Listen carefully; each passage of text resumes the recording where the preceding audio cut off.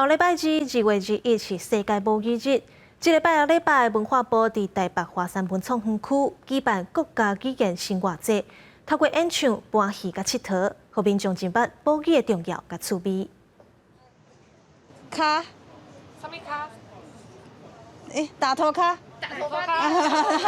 台语讲看卖，邀请民众来考试，讲对，阁有通摕礼物。这是文化部主办的2023世界母语日国家语言生活节。除了台语以外，阁有客家语、原住民语、参手语，展现台湾多语言的文化特色。那因为我本身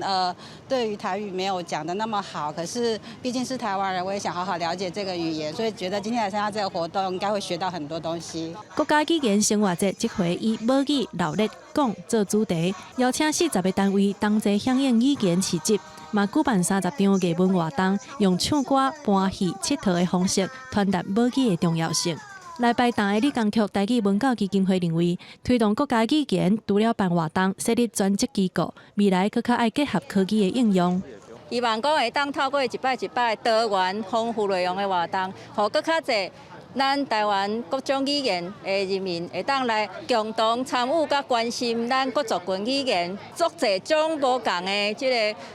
语词，伫咱这50-60年、60-70年期间其实断层，所以咱需要有一个专职机构来处理这个语料的整理，甲要对着时代未来的 AI 机器人各种的应用，应该嘛爱有咱国家语言的存在。文化部长嘛表示，国家语言无应该是单一的，尊重在地语言的多元性，才是文化进步的表现。国家语言生活节2月18、19伫台北华山文创园区举办。记者麦尚英、张玉水台北报道。